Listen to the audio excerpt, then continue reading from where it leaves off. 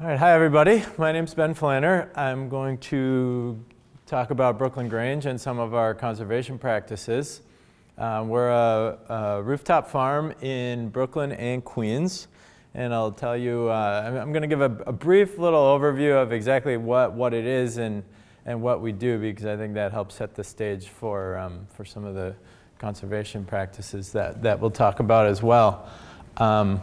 And also just start out with a very brief introduction of myself. As I said, my name's Ben Flanner. I grew up in the Midwest and moved to New York pretty much right after college. I studied industrial engineering, and I worked in some office work, doing some sort of analytical stuff, some business work, a lot of Excel spreadsheets and whatnot. And I worked at a consulting firm for a little bit. And I started getting out of the office. The air condition actually used to just make me extremely crazy. I couldn't handle the cold temperatures, sitting still all day long. And I started to get outside a little bit and realized that how exciting farming was. And it was also a time about 10 years ago, when it started to go a little bit more mainstream, our understanding of some of the challenges of our food production system and whatnot. And I just started basically dreaming about agriculture and farms and reading all the books I could get my hands on, and took the plunge and said I'm gonna start farming. But then the next plunge, which was very unknown, was, well, look at all these thousands of roofs across New York City that have just full sun on them all day long. And at the same time, the concept of a green roof was starting to catch some momentum, and said, well, let's try it. And through a series of some luck and some hard work and whatnot, met the right people that could install green roofs and started. So I'm going to fast forward a little bit. Here's a photo of one of them. And here's our brief agenda: the overview of Brooklyn Grange, and then looking at compost and nutrient, water, and soils. And actually some of that will tie into a little bit what Sarah was talking about with the potential to use waste systems from a city. Can you make circular systems, and do you have what you need? Actually, that's right there. Also, I wanted to touch on this before I forgot about it at the beginning. We do have a book, and if anybody's interested in that, it's a real fun book. It was written by my partner, and it's about some of the trials and tribulations of entrepreneurialism. It's not extremely technical, but it includes a lot of stories and aspects of our farming system, but also just basically how we have figured out how to make a business of rooftop farming.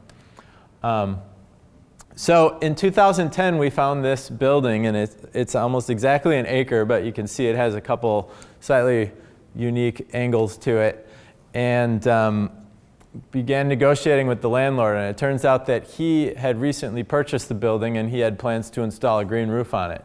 And we said, well, we can do that for you, and we'll actually pay for it, and maybe we'll pay a little bit of rent, and we'll talk that out. But it seemed like a perfect place for it. There's a few obstructions, as you can see, some air conditioning units and a huge water tower, but that's actually a little bit of a blessing because it provides some shade and a small amount of space too. So we went about gathering the funding and the organization for it, and we actually did start a business, an LLC, and we took some loans. We did one of the earlier Kickstarter campaigns.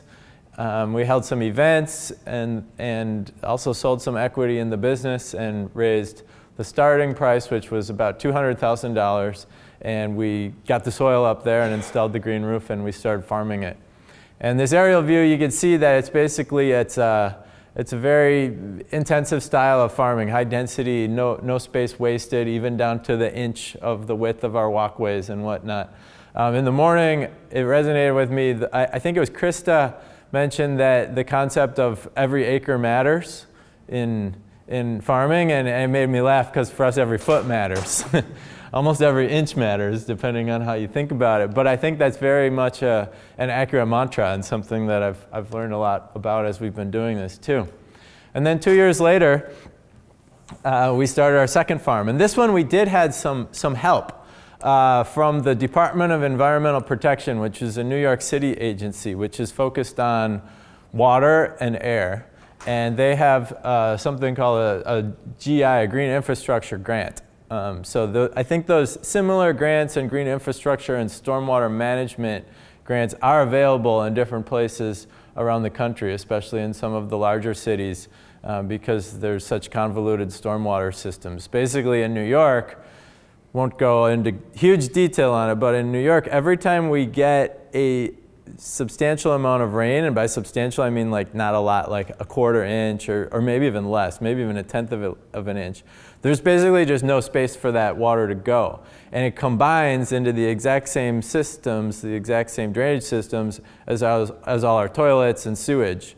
And then once it's contaminated, obviously you have to treat it the same way. It's just ever so slightly more diluted because we just got all this stormwater running into it. So it all goes through our sewage treatment center. And that's a huge carbon footprint, a ton of energy, a ton of taxpayer money, and lots of chemical inputs and everything to be cleaning that. So the city is financially incentivizing people in order to set up essentially surfaces like green roofs, permeable pavements, anything like that, to make the city a little more of a sponge, so incrementally to reduce how much of that stormwater actually ends up in those overflow systems. So they helped with a grant which was about 3/4 of the installation price of this farm. And then we contributed some, Brooklyn Grange and also our landlord, and we signed a 20-year lease on this space. And this is 1.5 acres. And we covered it with a green roof system and vegetables. You can see a greenhouse down here and some other things. We didn't invent the idea of a green roof. In fact, that was really handy that we were able to utilize some of the technologies that were being developed.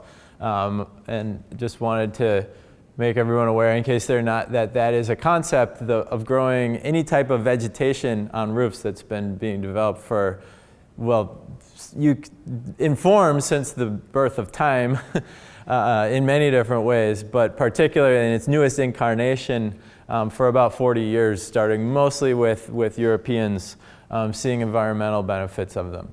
And the environmental benefit is not obviously just the stormwater, but also the cooling effect on the air to have a plant canopy, and also the reduction of the sun's energy, especially in those dog days of summer, that would penetrate through the roof and into the building, and thus reducing the amount of demand for air conditioning and whatnot.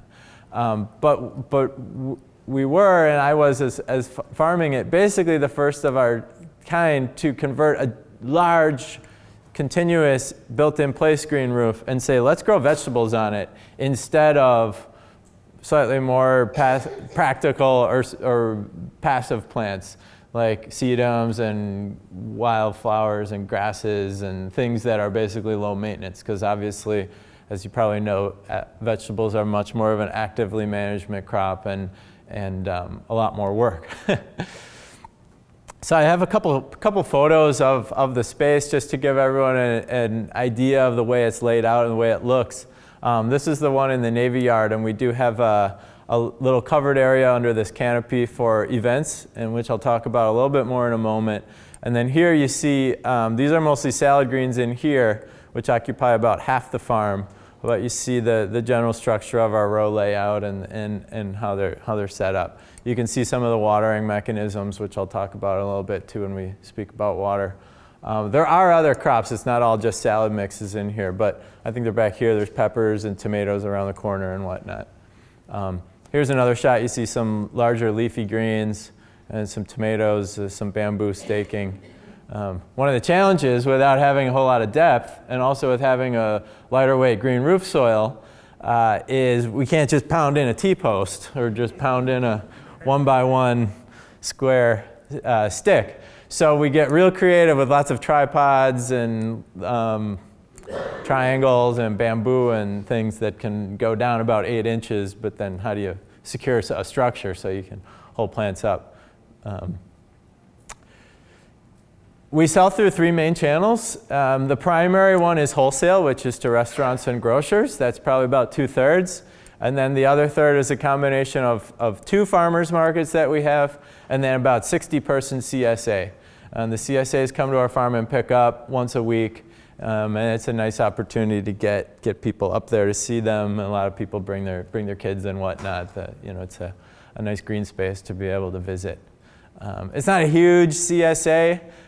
We don't grow a whole lot of potatoes and cabbages and some of the things that really take up space and add pounds to the CSA. But in New York, people have very small refrigerators and whatnot, and it works for us. And there's also many other options that are available. So if people want that huge CSA, they go to others. But we kind of specialize in tomatoes and lots of every week there's a salad. Sometimes there's salad mix plus arugula, lighter leafy green kind of things. A lot of slightly more perishable types of crops. Here's a picture of one of our cases of arugula. You just bring a few things to life. There's a farmer's market. You can see some peppers.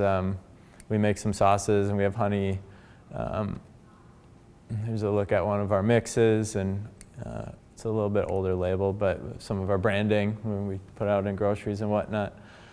Some carrots, mixed tomatoes. We do all the different types of colored cherries.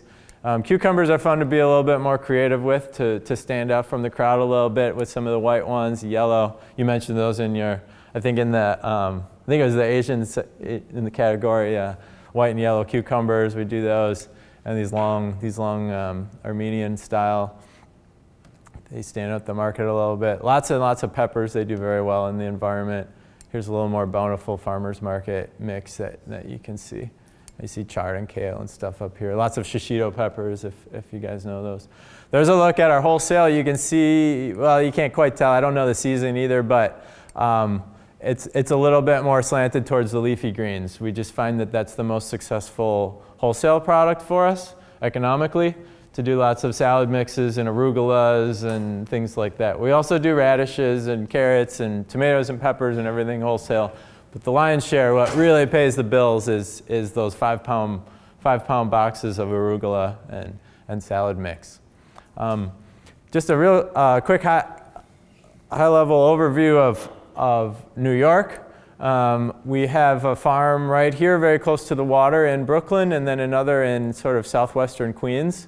Nothing really goes further than 5 miles, which is the circle of this radius. We do deliver in Manhattan, but we try not to go too far above here because the traffic gets so crazy. However, there are obviously a ton of restaurants and 5 million people or so right there. So there's obviously demand that is a temptation as well to sell to. Our farmers markets are both in Brooklyn and Queens. And that's where we've been able to, we would love to have a farm in Manhattan too, but that's where we've been able to find these big industrial sort of strong roofs that worked. Here's one more shot. You can see some tomatoes and hoop houses and a pretty rainbow I took one day when it was sort of raining. One other aspect of our farm that we've learned is a very valuable lesson is that you just can't do everything. I was talking about this a little bit with somebody at lunch. In our very first year in 2010, we had a whole lot of field trips up, and there was lots of demand, lots of emails and interest from teachers and educators in the neighborhood that wanted to bring up school children. And of course we said yes, and we were excited about it. And every once in a while we'd charge $50. Usually it was free. And at the end of the year we looked at this and we said, you know what, this is not sustainable, because we're trying to keep up with our bills and our rent and our loans and whatnot, yet it is mission critical. So how can we do this? And what we decided, and I think it was the right move, was that we should just split it off and make a completely separate entity and create a nonprofit that can get a 501c3, which is now named City Growers, that can hire an executive director and hopefully get some grants and some tax-deductible donations, and we'll have one single focus, using our farm space in tandem with us with an agreement to be educators and provide minors with the myriad opportunity with this green space, just to see how food is grown, to see where food comes from, to enjoy green space and get up there and run around and get some energy out. And to go straight to the bees and the chickens and the red wigglers, all these things that don't make us any money, and separate this out. And then we as the farm, as Brooklyn Grange, can focus on the production and negotiating our leases and setting up our irrigation and these challenging things that often don't quite go in tandem with kids. And it's worked out great. We've had they did a count and they claim there's been over 50,000 kids up on our farms in the last 9 years. There's some other stats, but they've also, they've gotten a contract with the Department of Education, they've gotten some grants, and they have like 5 employees or so too. It's called City Growers, and it's really been a good partnership as we made that decision to realize that we couldn't do everything. And we've also learned that lesson with some of our vegetable operations as well. Another thing that we've branched into, we have diversified, and we've realized that we can also generate some revenues with events. This is a bit extreme. However, it does work, and there's little to zero damage when it happens. But there's a real pretty view of Manhattan over here. But you see the people are in walkways, they're not in the beds. The trick is to grow something a little taller. Peppers, things where it's very obvious, not to step in that. But for example, every Monday we have a yoga session in the middle, a little bit less, little easier to execute. We have lots of workshops on different aspects of food production and healthy eating and healthy living. And we have dinners and lunches, and we've realized that it's a way to diversify our revenue streams to make more money, employ more people, and also to get more people up on this roof and to really utilize it. Because over and over again, the theme has come up with discussions of, if you're going to do this in the middle of a city, a densely populated city, you might as well have as much engagement as possible and really try to get the most out of it. And we've also begun doing other installations. This is not a roof. This is a ground level of clover field that we planted for an art exhibit. We actually did bring in some grazers to eat it towards the end of its life. We do other garden and plant installations, some vertical farming that we did in these pallets. And we have a whole nother area of our business which we refer to as design and build, where we'll design other green roofs and build them in other green spaces. You see here an example of a passive green roof. That's one thing we've realized also, is that food production is not perfectly suited for every single location. It requires some logistical pieces to be in place, such as the proper elevator, freight elevator access, loading docks, certain amount of scale in order to justify all the labor that goes into it. Farmers in the room understand that. So more and more, we'll look at a roof if someone says, hey, we want to build a farm on it, and we'll come up and say, no, I'm sorry, we don't recommend that, but you can build a beautiful amenity to your building with a walking path and wildflowers and natives and support the pollinator population and many other things that can come with it, obviously. Here's another example. This is a roof. And we also have a bee program. We have about 20 beehives that we've installed on different roofs around our farms that produce honey, which is something that people get really excited about. Something people take with them, put in a bag, give as gifts and whatnot, and good use of the space. And we also make a hot sauce. Here's some chickens. I'm flying through these pictures because I want to get into the next section. We have composting up on the roof, which we'll talk about in a bit more detail.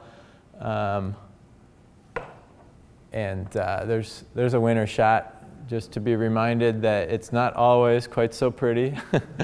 There is snow and cold and winter. Keep a look at that pile in the middle, actually. That's going to come into play with something else. In our greenhouses, we also grow our starts. You can see kind of a mix in here. There's some cell packs with starts that'll get transplanted outside, and there's also microgreens, which we grow for the restaurants. Those we just clip them real small, just like a two-week cycle time on many of these crops. And then here's a picture of them. So, but thinking about that, these 2-week cycle times, that comes into some of the compost and nutrient concepts. So now we'll talk about conservation. This is actually the first time I've really spoken about our conservation efforts, and it's at first it's a little bit daunting, but then you realize how much it ties into also economics. and finances, because so many aspects of conservation are also related to doing things that are obvious or practical that also might save money or save resources and whatnot. And then that really started the creativity flowing. First of all, I want to talk about this compost system that we have. Does anybody recognize what this might lead to? Go ahead, yell it out if you want. Tea. Sorry? Tea. No, that's not actually for tea. These are just pipes for air. This is a forced air system. And it's not assembled at this moment when the photo was taken. But if you saw it now, it would just look like a wooden box, but there's a little motor here, air blower, and all these PVC pipes are hooked up. And we have these chambers here. Each chamber is about 3.5 cubic yards, so it's like 14 cubic yards, which is a decent amount of space for an acre. Here it is in action with some steam coming out of it. This is an overview of what it looks like, those pipes that sort of go in like right here at ground level. They don't come up, they just go out like this, almost like a pitch. Oops, sorry, I went the wrong way. Going upside down. Almost like a pitchfork. So each one of those pipes goes into the bottom of the chamber, and there's holes drilled into them. So they're perforated. And then when we blow the air through it, it releases, it's just regular air. It's not specifically oxygen or carbon dioxide. It's a mix of the two. But the really valuable thing is the oxygen to keep the aerobic organisms going, and it reduces a lot of the labor that we have to put into it with turning it, and also speeds up the process, as long as you don't overshoot it. You don't want to put too much oxygen into it. But that system has been really valuable to us in order to not only break down our own compost, but also to allow us to take delivery of vegetable scraps and other things from people in the building. This particular building that it's on is 6 stories and about an acre footprint. So it's about 250,000 square feet below us. So there's hundreds and hundreds of people that work in it, and a lot of visitors and whatnot. And many of them will bring in their vegetable scraps, and they'll just come on up and drop it in. And we've included some nice signage and stuff so we can kind of keep it organized where it goes. But also that 4-bin system is really handy for us in terms of sort of cycling the compost, so you can sort of have your old pile and successioning up into your new pile, and it kind of just helps keep it organized and keeps a calendar, especially for the farm managers when they're worried and tied, when they're busy about other things. Yeah? Did you say how many days you finish a pile? I didn't say it. It actually varies quite a bit by the season and by the recipe, because the recipe might be a little brown heavy at times, or it might be like right on, or we might have a whole lot of kitchen scraps. And of course, the thermal process goes a lot quicker in the middle of the summer when it's hotter. But in the middle of the summer, if we're really cranking and there's like a lot of weed leaves and a lot of nitrogen in it, it could be just maybe 2 months or so. But then we'll still cure it for a little bit. We have a big problem with weed seeds, so we really try to when we can and when we have time and space, we'd rather over-compost things to really make sure we're breaking down the weed seeds. And this is another look. This is actually, to bring things full circle, this is related to a SARE grant that we received about 6 years ago. And I also want to mention in grants, things like this, these forced air systems, these are perfect fodder for a grant. $5,000, $4,000, something like that. If you build the sides out of cedar like we did, it's just the kind of thing that a lot of community-oriented grants and energy and compost and nutrient-oriented grants are perfect for. Applying for. This was a SARE grant, actually very close to one of our farms, where there was a distillery called Kings County Distillery that was, they were cranking out whiskey, and they had just started this business, and they had one pig farmer that would come up and pick up their spent grains, but they were producing a lot of spent grain, which is, if anyone's ever worked with it, it's got a ton of water in it, so it's really heavy.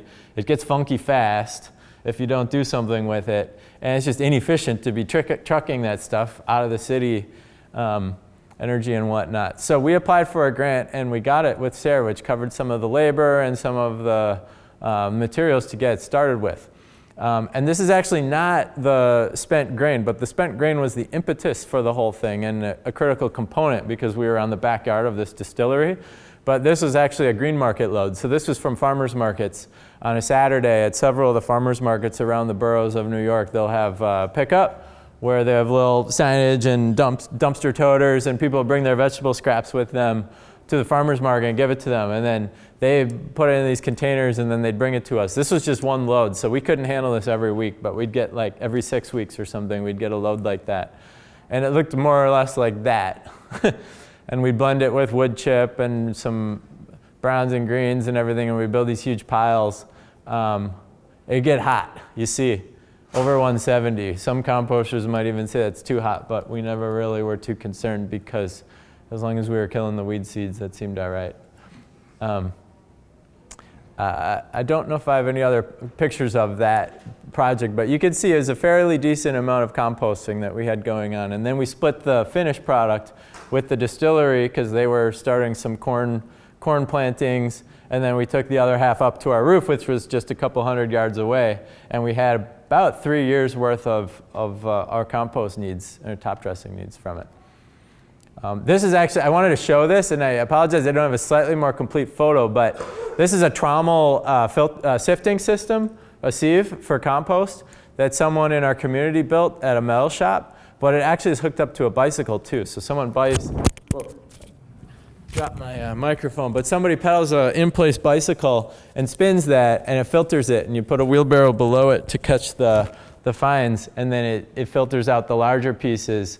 And this thing floats around through about a dozen different community farms and urban farms around the 5 boroughs of New York City just as a shared thing, because it's big and it's expensive and there's not many of them, but it's kind of an inspiring bicycle-powered compost sifter. And if anyone knows, if you don't have a system like this and you're trying to sift 10 cubic yards of compost or something on a screen, it's very, very difficult. It's even difficult in this, but sifting compost is not easy. This is another waste stream that we capture. There's a chocolate manufacturer, actually there's a couple of them, but there's one that's very close to us, also in this sort of industrial area. And if anybody in the room knows this, the chocolate making process actually has about like 50% waste. Like for every pound of that chocolate pod that you purchase, about half of it is just going out into the garbage. And again, this would be something that would just end up in the waste stream or in the garbage system. So we collect it from them, we grab these bags, we get probably about 10,000 pounds a year between our 2 locations, and we use it as top dressing. We spread it out. It's a weed control, and it's also almost acts like a black plastic. Well, it's a mulch. It keeps the evaporation down. And we actually have done some A/B tests on peppers, and they did extremely better when there was chocolate versus if there was nothing. We didn't test it versus black plastic, but we tested it just versus nothing. And that made me realize that for sure there's nutrient in it too. So as it starts to decompose, it's releasing some nutrient in the soil as well. And then lastly, these spent microgreens trays that we have. That's a lot of organic matter and a lot of pretty high quality compost. And we spread that out into our beds. That was sort of part of our justification for growing microgreens at the beginning. We've since developed it into a revenue stream, but at the beginning we thought, well, even if we can just break even on the microgreens, in the process of purchasing more potting mix, we're developing this waste stream which can then be a compost that we'd otherwise need for adding some nutrient and some organic matter to our beds. Now I just put a screenshot of one of our soil tests. This is from Logan Labs, a place in Iowa that we have decent luck with. Because compost is not the end-all be-all for us, especially in our environment. After a couple of years, I realized that it really does make sense to become a little bit more precision-oriented with our fertilizing techniques. And we're not certified, I never mentioned that, but we attempt to adhere in general to organic methods. But for example, if you look at this test, we won't go through it in great detail, but you can see one thing that sticks out, which is this deficit in potassium. So for example, you see this, and it would take buckets and buckets and buckets of compost with its moderate amount of potassium to restore the amount that you want. And it was at about this year, that was 2017. It was a few years ago when we started seeing a pattern similar to this, and we realized, okay, well, it makes a lot more sense to just purchase some sulfate of potash and use it very strategically and frugally in the end, that's actually more efficient and probably better for in a lot of ways than just piling on more and more compost. Just wanted to point that out, the value of soil testing and really attacking what's the most efficient sometimes. And then water is another really important aspect for us. We have, there's just a couple shots. They're a little bit sloppy, but you can see many, many different zones and different lines and things. And it's driven by two factors. One, that we have a slow flow rate. So we can't just turn on one valve and water an acre and a half at the same time. We have 6 to 7 GPM coming out of our spigot. So it takes a long time to distribute the water. But also this allows us to have a lot more control. With all these different zones that are hooked up to an automatic timer, it allows us to tinker and tweak a lot more with the amount of water that goes into different areas and different crops and whatnot. Here's a look at our hunter box. I just threw that in to show the mechanism that controls. I refer to this as the brain of the farm all the time. A couple physical things, and I'll talk about it conceptually, but here's some wobblers. We have these sprinklers on risers that are on certain crops like our salad mixes. Here's a shot of it. These are all salad greens, so these have aerial, which we need for germination, and it just kind of gets to be a hassle to have drip tapes in the way.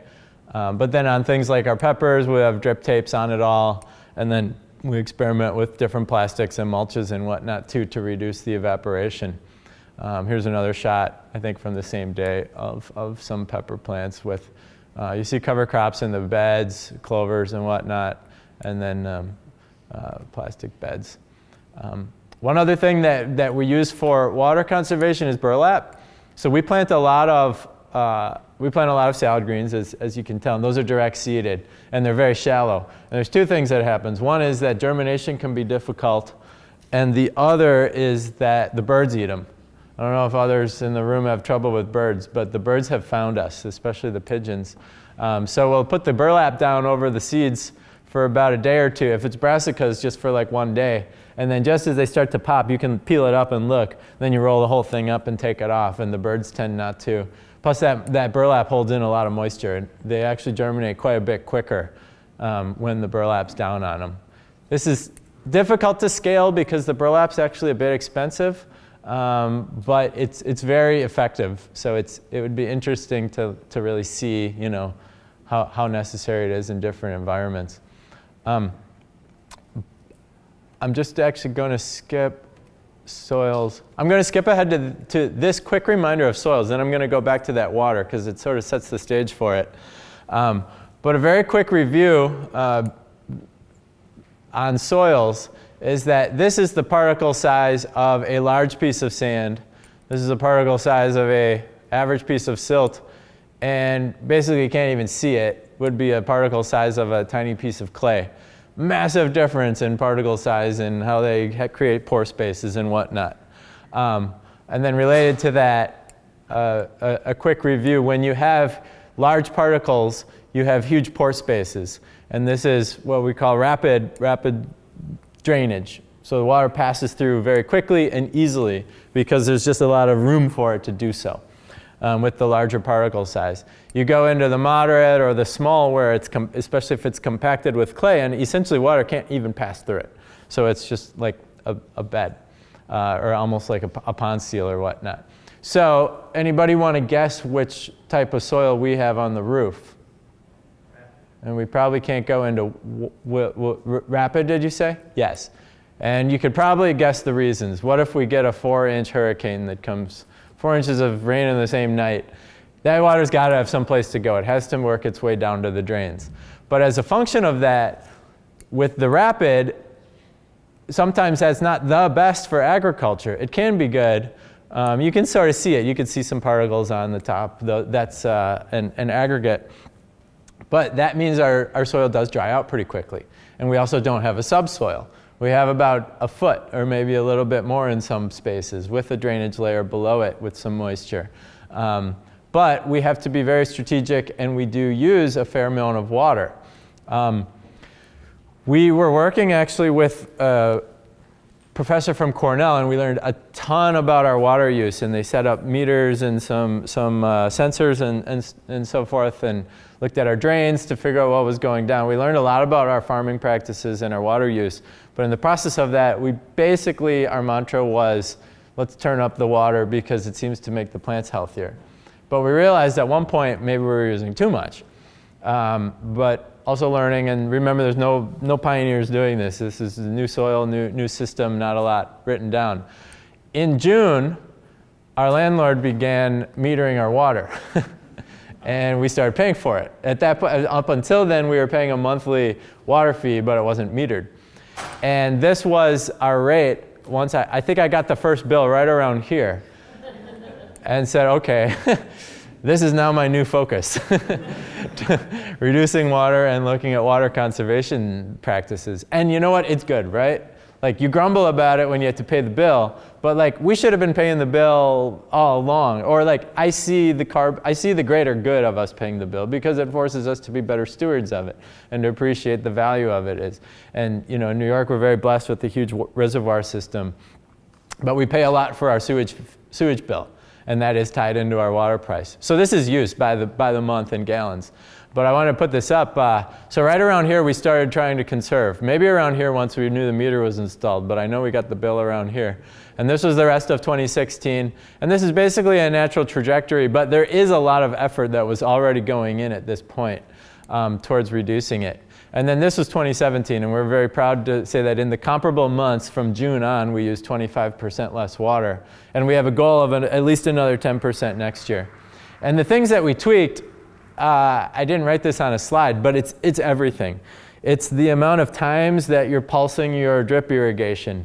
Let's say you typically run it for 20 minutes. Let's try it at 19, or let's try it at 18.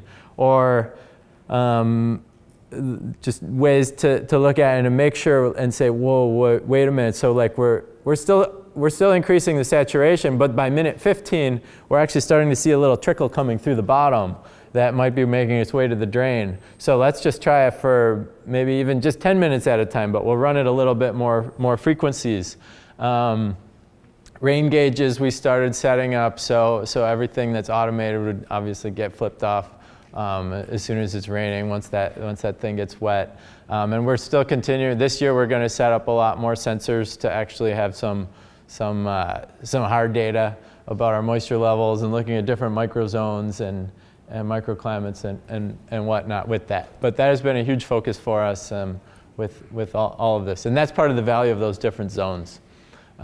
Because then we can turn down our pepper zone to much less water than, say, our tomato zone, because in the middle of the summer they might need more or less. So I'll pass back through here the soils, and we're into our last section. And this is a little bit much to absorb in a minute, but this is a look at a particle distribution curve. And that's something that I'm also working very hard at for future projects in order to convince the powers that be, which is the existing green roof industry and something called the FLL standard, which is a green roof standard, that maybe with appropriate drainage in place that we can start using a slightly smaller particle size distribution in order to have slightly slower drainage and a little bit higher water retention characteristics.